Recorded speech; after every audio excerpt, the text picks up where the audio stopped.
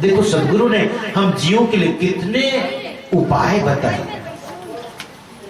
तुम दास हो तो तुम्हारा ये है, तुम ऐसा करके दास तन की अधिक महिमा सेवा कुंड नाई आया है संध्या पर। साधु संत की अधिक महिमा नहानी कुंड नहाई, दास तन की अधिक महिमा सेवा कुंड नहाई है। श्रोता वक्ता की अधिक महिमा विचार कुंड नहाई। धर्मदास साहब के लिए क्या कह रहे हैं फिर आगे? धर्मदास प्रकाश सदगुरु अकह कुंड नहाइए। वही अकह जो यहां कहा गया, अकह मूर्ति अमीय सूरति। धर्मदास प्रकाश सदगुरु, किसका प्रकाश? सदगुरु का प्रकाश। प्रकाश सदगुरु, और प्रकाश माने ज्ञान। सदगुरु के ज्ञान से धर्मदास अकह के कुंड में स्नान किया। अपने लिए कहते मैं धर्मदास अकह के कुंड में नहाया, क्योंकि अकह का कुंड क्या है? साहब कहते वह जो निज नाम है, वह जो निरक्षर नाम है, जो आदि नाम है, जो सत्य नाम है, उसे जब मैंने जाना तो वही है, उसका परिचय ही अकह कुंड है, जिसे कहा नहीं जा सकता, जिसे अनुभूत किया जा सकता है, जिसे जाना जा सकता है। वैसा ही है यह। जैसे गूंगे को गुड़ खिलाने के बाद पूछो कैसा लगा, गूंगा क्या कहेगा? वो कथन योग्य नहीं है, वो अनिर्वचनीय है, कहा नहीं जा सकता। लेकिन ये कैसे हुआ? सदगुरु के ज्ञान से, सदगुरु के प्रकाश से। परिणाम क्या हुआ? साहिब इसमें कहते हैं सकल किल विष धोय निर्मल बहुरी न भव सकाय। जब सदगुरु के ज्ञान की प्राप्ति मुझे हुई और मैंने अकह के कुंड में स्नान किया, तो उस अकह के कुंड में स्नान का परिणाम ये कि मेरे सारे दोष दुर्गुण सब भूल गए, मन निर्मल हो गया, हृदय निर्विकार हो गया। और जो निर्मल है मन से, निर्दोष है मन से, हृदय से पावन पवित्र है, वही सदगुरु के लोक में प्रवेश का अधिकारी होता है। भगवान ईसा मसीह ने भी कहा परमेश्वर के लोक में वही प्रवेश कर सकता है जो बच्चे जैसा भोला हो जाए, निर्दोष हो जाए, निर्मल हो जाए, वही प्रवेश कर सकता है। दूसरे का प्रवेश संभव नहीं। बालक की भांति, बच्चे की भांति, बिल्कुल निर्मल निर्दोष।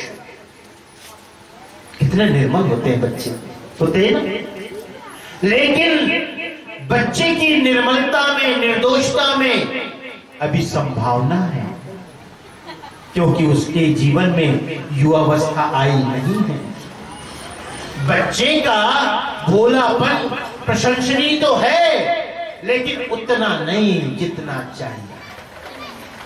एक वृद्ध का भोलापन निश्चित रूप से प्रशंसनीय है, क्योंकि उसने दुनिया देखी है, और दुनिया देखने के बाद, संसार को जानने के बाद जो भोलापन आया, सरलता सहजता आई, वो निश्चित ही स्तुत्य है, वंदनीय है। अब उसमें कोई संभावना नहीं विकार की, बिगड़ने की। लेकिन भगवान ईसा मसीह ने कहा था परमेश्वर के लोक में वही प्रवेश कर सकता है जो बालक की तरह निर्मल निर्दोष हो। धर्मदास साहब कहते हैं कि मैं अकह के कुंड में स्नान करके सदगुरु की कृपा, सदगुरु के ज्ञान से मैंने अकह के कुंड में स्नान किया। परिणाम ये हुआ कि मेरे सारे दोष दुर्गुण धुल गए, और दोष दुर्गुण जब धुल गया तो क्या परिणाम? क्या? वही तो मुक्ति है। मुक्ति है क्या? मुक्ति है क्या? मुक्ति का मतलब अलग हो जाना, और कोई नहीं। मुक्ति का मतलब एक ही, अलग हो जाना।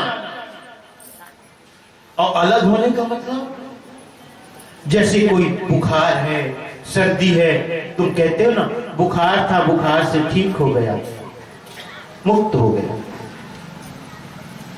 अलग हो गया।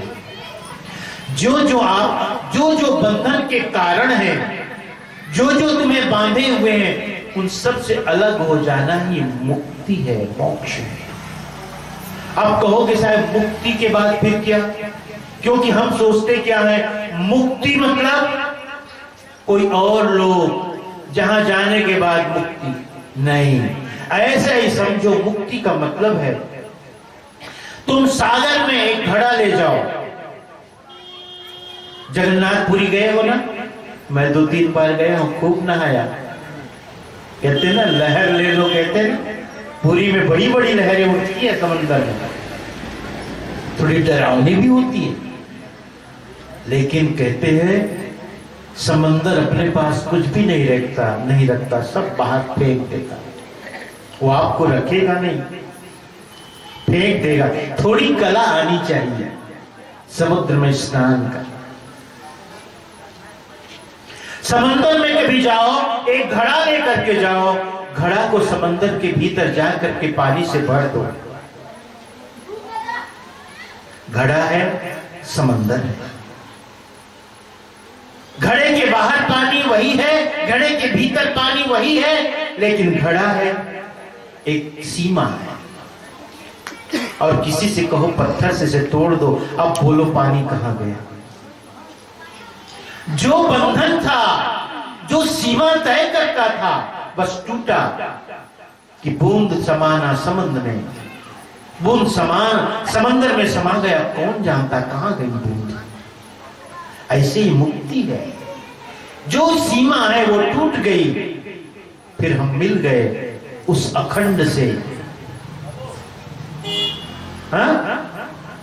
उस परमात्मा से जो असीम है, असीम से हम मिल गए। सीमा टूटी कि असीम से भेंट हो गई, वही तो मुक्ति है। कब तक है ये बंधन? जब तक हमारे हृदय में, हमारे मन में दोष दुर्गुण है, तभी तक। मुक्ति का मतलब है जो जो बंधन के कारण है उनसे अलग हो जाए, अलग हो जाए। कभी खेतों में जाओ ना, तो एक होती दूब की घास।